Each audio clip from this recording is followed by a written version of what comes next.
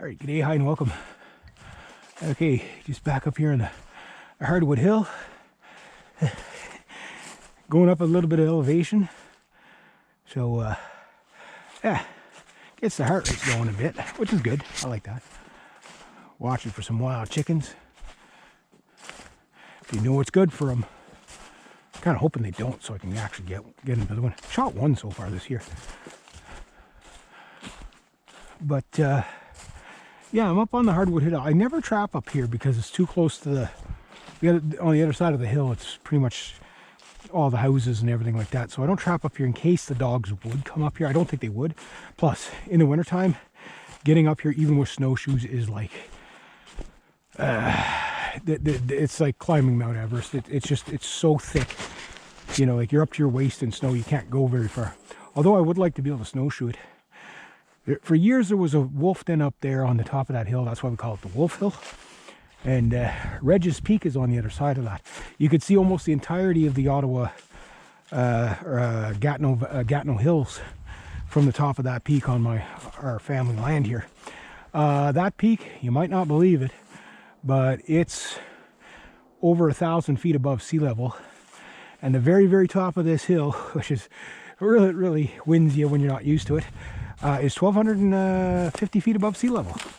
And our house, way down the hill, is 750 feet above sea level. So it gives you an idea of, you know, kind of the tomography here. Yeah, a beautiful hardwood hill. There's nothing like a beautiful hardwood hill in like winter, fall kind of thing, right?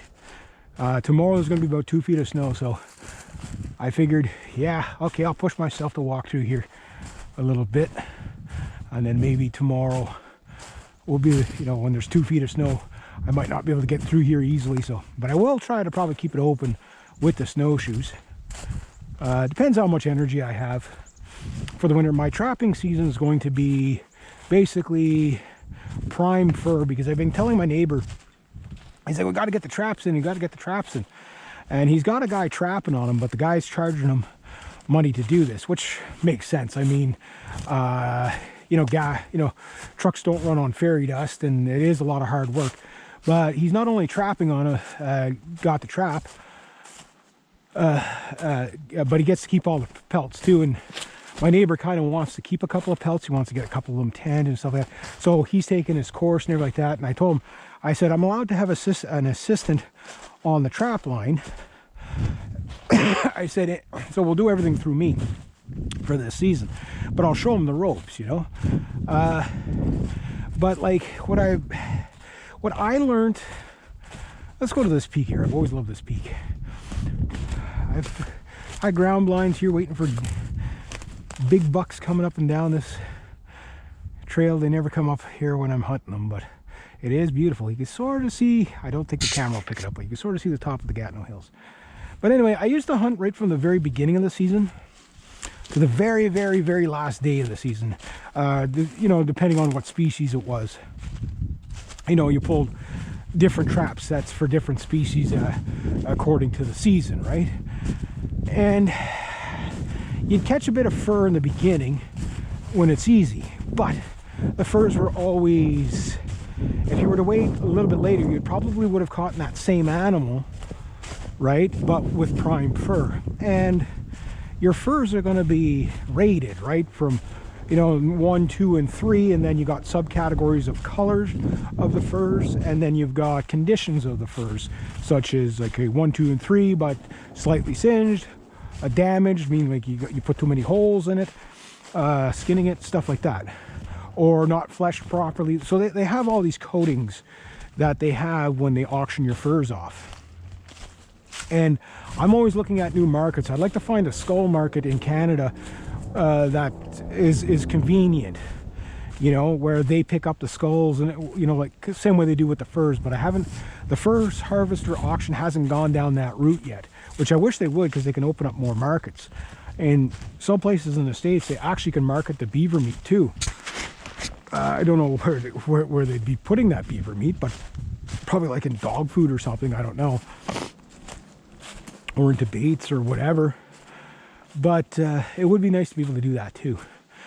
And Yeah, but the season, I'm now shortening my season because I'm like, for the same amount of work, I'd rather catch prime pelts.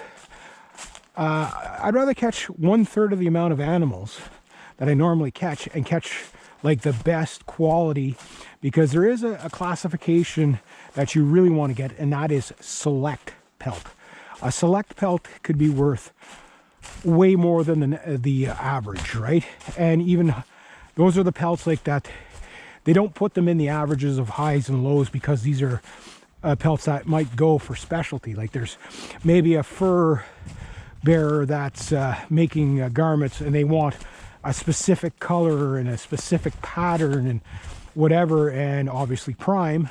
So you got a prime pelt that fits that. Well, that goes into the select section, right?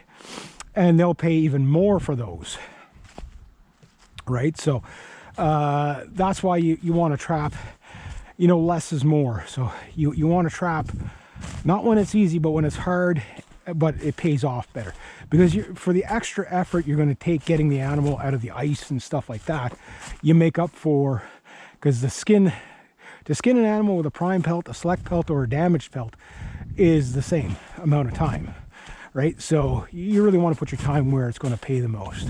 So that's how I'm going with my season right now. I'm just out kind of like sightseeing and enjoying, you know, just before the sun goes down at 3:30 or 4 o'clock, whatever. It's so dark this time of year. All right, there we go.